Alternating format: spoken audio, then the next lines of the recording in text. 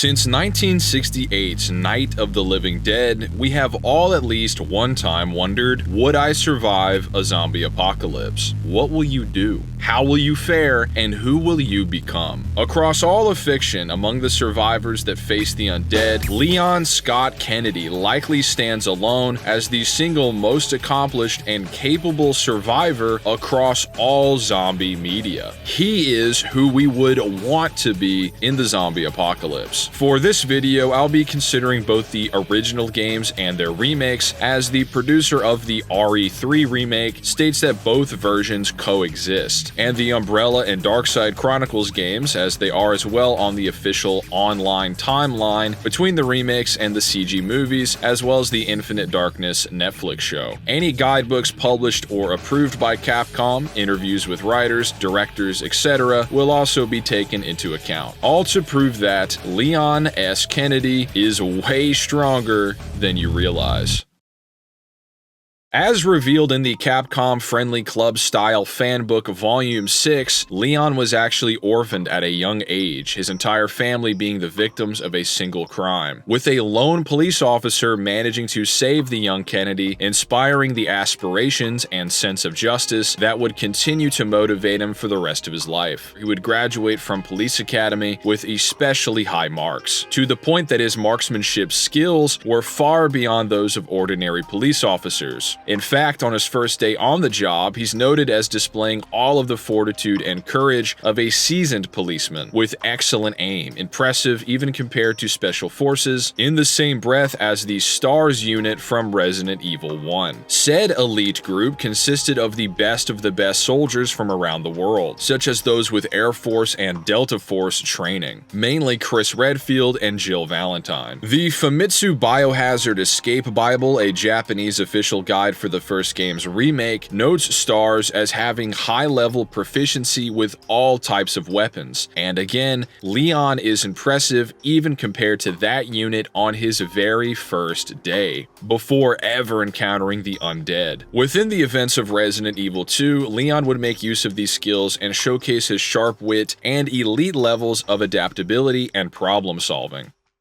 With no foreknowledge, Leon would enter a hell on Earth, as Raccoon City would be seized by the T-Virus, with the RPD police station in particular hosting an array of terrifying mutations which have already overwhelmed squads of law enforcement and first-class mercenaries. No matter which versions of the events you play through, Leon navigates the labyrinthian former art museum and even high-tech Umbrella headquarters, all while sneaking past or defeating the likes of standard zombies, boasting feral superhuman strength, Lickers, an evolved form of zombie with claws capable of slicing through steel, sporting heightened senses, bizarre plant monsters, even various infected wildlife such as dogs, giant spiders, and a massive sewer alligator, with the amount of force it generates being comparable to earthquakes. Chief among these, however, would be the Tyrant class mutation known as Mr. X and the G-Virus host William Birkin. X being an augmented and evolved form of the first game's final boss, which was already the most powerful bio-organic weapon in that game, capable of shrugging off multiple high-caliber handgun rounds and is shown bursting through brick walls and ceilings, walking off multiple point-blank explosions, and catching and deflecting rocket launcher missiles. Based on calculations, even the early Tyrant can output up to energy comparable to the destruction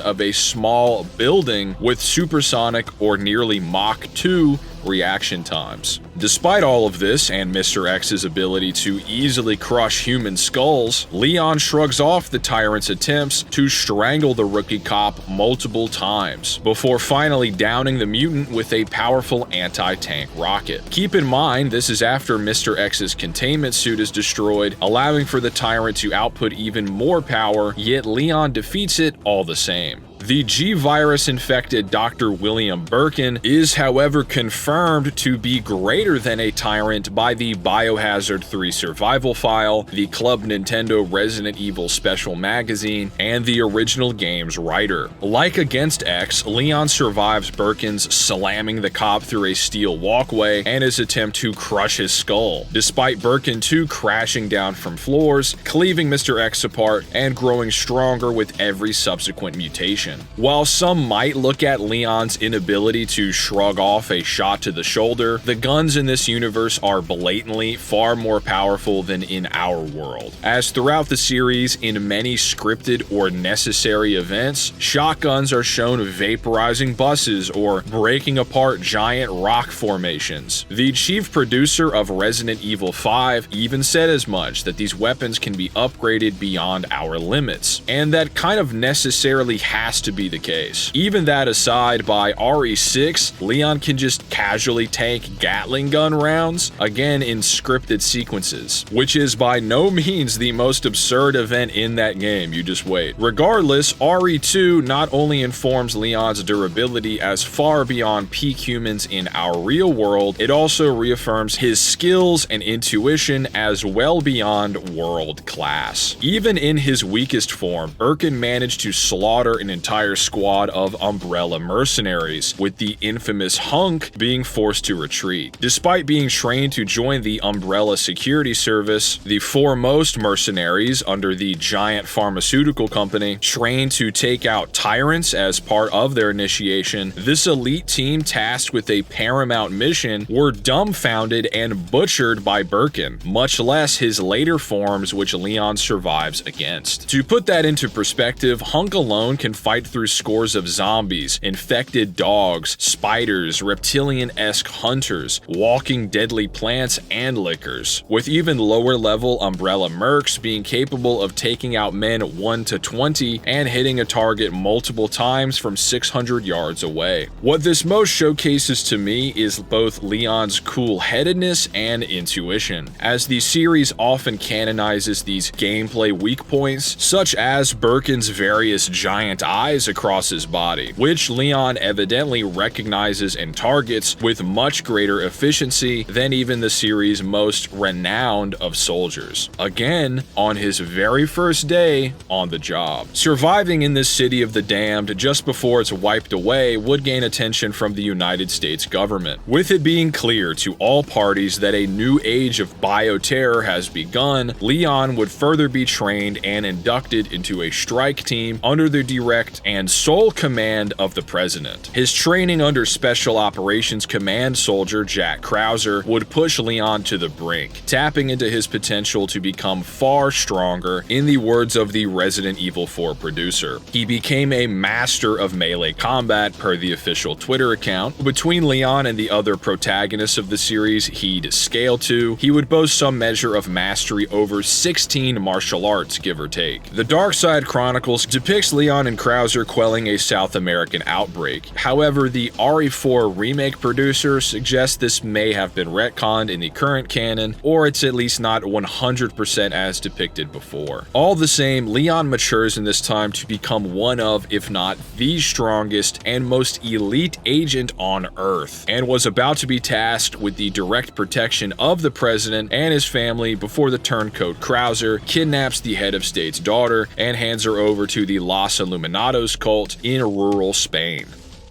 The official Biohazard 4 Kaitai Shinsho guide notes Leon as the perfect person to save Ashley Graham, making Leon the obvious choice among any government official to save the person most valuable to the leader of the free world. The events of RE4 would make Raccoon City look like a cakewalk, as Kennedy is infected early on with the Las Plagas parasite, with its symptoms including blood loss, fatigue, and loss of consciousness. In fact, The reason why this village sports no children is due to their inability to survive exposure to the parasite, meaning it does take a toll on every host before taking over completely. Couple this with the fact that Leon's opposition this time are noted as faster and smarter than RE2 zombies in Nintendo Power 182, geniuses compared to them according to the official Capcom Twitter account. These enemies are veritable geniuses compared to the zombies Leon encountered in Raccoon City. And they are canonically empowered and resistant to bullets after successful infection. Even still, Leon can outmaneuver squads of them in his weakened state, with the militant class retaining their training and tactics from before their infection. The agent can break their necks with single kicks, knee their heads into red mist, withstand their mutated slashes per the Biohazard 4 Incubate bonus DVD, and with a mere knife he can famously deflect chainsaw swings from far stronger forms of the Ganado infected, which also help to prove that the weapons in this universe are stronger than they are in real life. These same fodder put Chris's boulder punch to shame. Leon's ability to assess and exploit weak points of the various mutants has expanded, with Ada Wong, a first-class fighter herself, calling him a genius. This is doubly true when we consider the strange and unorthodox nature of the game's puzzles. Leon consistently marks key items, which always prove to be useful for navigation later on, with no real indication in-universe. As players, we get hint markers, or we're only able to pick up contextual objects, but from his perspective, Leon would have to be supremely intuitive to traverse bizarre museums, high-tech facilities, ancient churches, and catacombs, usually while multiple superhuman undead mutants are literally breathing down his neck at all times. By now, no threat or challenge is too much for Leon. Not Chief Mendez, who mutates after a gasoline explosion erupts on top of him, or even El Gigante, the hulking brute capable of smashing apart farmhouses, or giant stones calculated to output over 1 ton of a TNT equivalent, or enough energy to destroy a large building compared to the tyrant's small building calculation. Leon even undoes his former mentor, with Krauser using the Plagas as a means to grow stronger, after both an injury and his jealousy of Leon's abilities had him embrace mutation. Both the Umbrella Chronicles manual and Ada Wong note Krauser as the best soldier with unparalleled skill, with his participation in Operation Javier making him among the most elite per the remake. He's proficient in all types of firearms and all forms of combat training. Leon goes from holding his own yet losing their first fight to defeating Krauser in their rematch even after the latter unleashed his full power. Keep in mind that Leon is not only still infected by the Plagas, which would be taking a toll on his body and mind, but he'd also suffered broken ribs against Mendez earlier on. So in a weakened state, Kennedy Best the most skilled superhuman soldier at this time, despite characters like Hunk, Chris Redfield, and Albert Wesker all running around at this point in the timeline. The Japanese Resident Evil 4 novelization also adds some characterization that after RE2, Leon was depressed. However, after 4, his spirit is rejuvenated, that sense of justice that made him want to become a protector since childhood. Later on in the series, it becomes clear that this type of motivation can have a great effect on your strength and skill, so keep that in mind.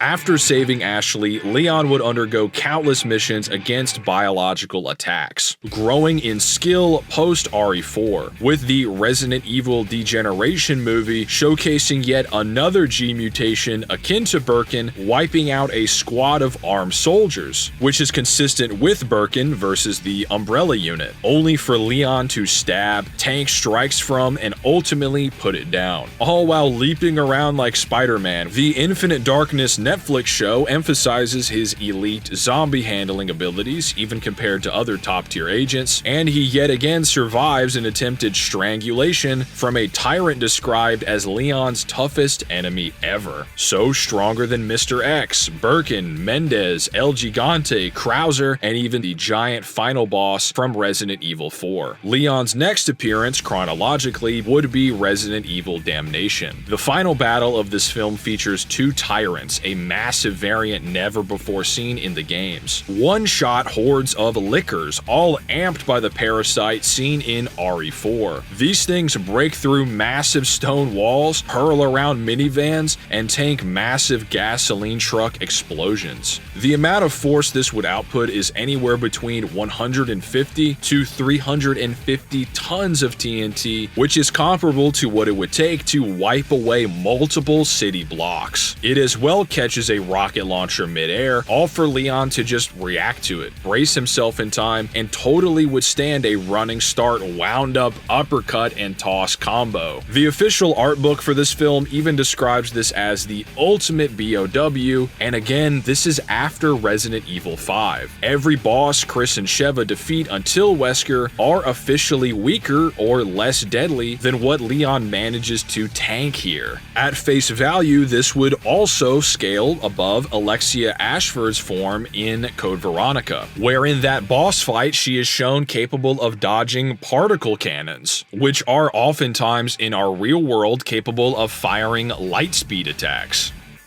This would all culminate in Resident Evil 6, where Leon would be known as the single most equipped person to deal with a zombie outbreak. Keep that in mind, more than Hunk, more than Chris, more than Jill, any of the other legendary characters in this universe with their own impressive skill sets and accolades. Leon is number one, and as is the case for everyone in this game, his abilities are dialed up to 11. Hordes of enhanced C-virus fast zombies, Michael Bay-esque explosions, and multiple vehicle crashes. Kennedy walks away from it all. Even the new villain, Derek Simmons, who is likely the strongest boss in this game as he's mastered the cutting-edge C-virus. Leon bests him after withstanding his strikes in mandatory quicktime events. He even manages to push boulders with mild help with far less effort than the boulder-punching gorilla. Speaking of, the biggest elephant in the room is probably Leon's brief clash with Claire Redfield, where they pretty much go blow for blow before recognizing one another. What's worth noting here is both characters aren't at their best, with Leon's following appearance emphasizing his depression after being forced to put down his commander at the start of this game. And while Chris is going through his own drunken amnesiac arc here, official guides state that his combat skills are ingrained in his reflexes either way. The fight honestly ends prematurely and isn't indicative of if the pair were to have a prolonged death match, full bloodlust. Remember too that a C-virus sporting fodder was the one who bodied Chris and began his depressive spiral, while Leon beat Simmons by comparison. Speaking of Leon's next appearance, Resident Evil Vendetta would see the hero sulking as to parallel him with Chris, in the words of the film's writer and director. He's depressed and utterly exhausted. Despite that, Leon uses his now John Wick-inspired gun kata style to mow down hordes of fast zombies, before withstanding attacks from and staggering a BOW form of a human that had prior beaten Chris in one-on-one combat. The villain disarms, out-grapples, and pummels this post-RE6 Chris, and would have killed him if they weren't fighting on broken glass above a deadly fall. After that though, the foe fuses with a tyrant, leading to Leon bobbing and weaving around his attacks, shrugging off his throws and strikes, and even staggering the mutant with a kick to the face. In this foe's backstory, he was struck by a smart bomb seemingly at point blank, with the novel of the film explaining that his bodyguard, whose mutated form he would later fuse with, helped shield him from the blast. So especially as a tyrant, he'd be able to withstand around 120 tons of TNT, akin to the tyrants from Damnation, and Leon can somehow stagger him with strikes alone. Remember that by now, Chris has his memories restored, with his desire for justice in the face of his various losses only fueling his strength. And while Wesker was clearly too strong for Chris one-on-one, he could still survive multiple hits from the villain, and stagger and restrain Wesker in Resident Evil 5. So Leon's ability to harm a super mutated version of someone who proved Chris's superior in his base form, while Leon was depressed and exhausted akin to Chris in RE6, means that Redfield would have certainly lost their fight if both parties continued, and that Leon is stronger than someone who could survive bloodlusted attacks from Wesker, at least before his final form, as Albert hated Chris with a passion. Thus, Leon would as well be capable of striking Wesker and would therefore share massively hypersonic or Mach 284 specifically combat and reaction speed, as the villain can dodge basically anything thrown at him in RE5, despite Chris, Jill, and Sheva being capable of tagging him in hand-to-hand. This is consistent per the fact that Leon can constantly dodge and outmaneuver BOWs that can catch rockets or react to grenade launchers, meaning he is capable of the very same. Kennedy would next appear in the Death Island movie set 2 years prior to Resident Evil 7. He'd team up with all of the franchise's main heroes for the first time. Similar to his fight with Chris, he scraps a bit with Jill Valentine before they team up. Jill has her own impressive list of feats, being a STARS survivor, withstanding explosions, 1v1ing an attack helicopter, tanking the kinetic energy of a concrete shattering railgun, attacks from the Nemesis class Tyrant who surpasses Mr. X before defeating it, tackling Wesker, and surviving a massive fall, with her prior various infections granting her some kind of healing factor or at least stunted aging. This is worth noting as Leon has as well been infected and then cured of parasites, so he too perhaps benefits physically akin to Jill, or even Sherry Birkin, who also enjoys a healing factor and persistent vitality. In fact, Death Island's producers stated that because Leon since overcome his trauma from RE6, both his heart and body look younger than in Vendetta, the prior movie. In the film, Leon is infected and then cured of the T-virus when, while not yet fully recovered, he manages to defeat Maria, an enhanced human who'd quickly beaten Jill, who is a master fighter on Chris's level in the RE5 era, compared directly to Wesker in the movie's novelization. Much like Chris in RE7, Leon is at the level now where he can pretty easily kick aside infected, such as lickers, with mere physical strikes. By the end of the movie, Leon stands beside the series' other icons to help defeat their greatest enemy yet. Now, by Resident Evil Requiem, Leon has grown leaps and bounds over his 30-year career, being the foremost agent and defender against biohazards under multiple government administrations. And I think by now I've proved that his latest prestige as the strongest person in Resident Evil history, as said by the RE5 designer and Revelations RE7 and RE9 director, is more than justified. This statement was a bit controversial, some arguing it translated more so to mean Leon is stronger than ever. In reality, it states that the agent is the most powerful character, the strongest one in the franchise's history. So, in the words of an instrumental architect of the franchise, Leon is stronger than Chris, stronger than Jill when she was amplified by the greatest performance enhancer in the series, even stronger than Wesker. On the face of it, this would make Leon capable of withstanding the satellite laser seen in RE5, as bosses weaker than Wesker could survive its attacks, with this beam being implied to be the second most powerful weapon ever seen, besides the bomb which wiped away Raccoon City, meaning that Leon could very well survive the explosion seen at the end of RE1 or Code Veronica, one totally disintegrating the massive multi-story mansion and its sub-basements, while the other looks pretty close to nuclear to me. And Resident Evil Requiem itself supports Leon's peerless skill and strength, as while being severely hampered by his T-virus infection, he still manages to defeat Hunk himself in close quarters combat. While not outright named as such in-game, this is Hunk's voice actor. He attempts his signature neck snap attack, and his hatchet weapon makes it all pretty obvious. This being after Leon wiped out an entire elite elite Umbrella security squad on top of that. At face value, the game's tyrant looks more or less like a recreated Mr. X. However, its file within Umbrella's final research facility lists it as an entirely new type, an enhanced version of the nemesis seen in Resident Evil 3, boasting upgraded and exceptional combat abilities, compared to Nemesis and likely every other prior tyrant.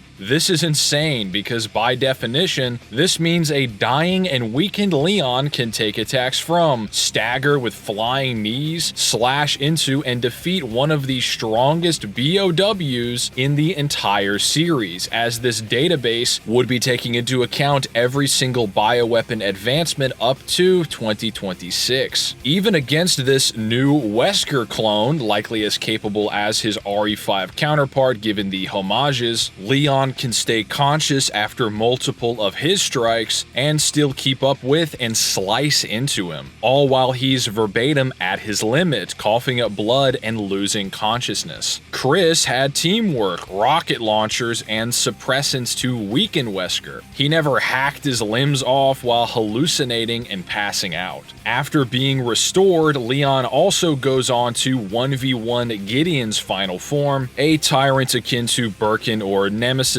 final evolution, empowered by the generators under Umbrella's final outpost. Through just wit and will, no railgun or super weapons, just another day in the office for Kennedy. On top of all the other honestly Resident Evil 6 caliber feats and displays. This game really did not disappoint in terms of spectacle. The bulk of this video was written before Resident Evil 9 was released, and I'm genuinely impressed that the devs seem to take into account all of Leon's feats and backed up his reputation as the very strongest in all of Resident Evil. After being cured, he even notes that he feels better than he has in years. Bioterror beware. Despite being somewhere around 50 years old, the franchise supports this being his strongest state, as even side characters in the canon Outbreak games retain their stats in spite of their age. As far as equipment, he sports all manner of firearms at one point, grenades, flashbangs, combat knives, as well as some Batman-esque gear like tracking devices or grappling hooks, which can also double as shurikens. The various healing herbs in the series also dispel parasites from one's body as seen in RE3. The producer of RE5 even said that Chris has avoided infection over the years due to herb usage, with Jill also implied to be somewhat resistant. It's kind of implied that this herb-based healing injection seen in RE9 helps to keep his T-virus at bay, so that might be worth noting. His latest outing also includes body armor alongside other cutting-edge anti-BOW equipment.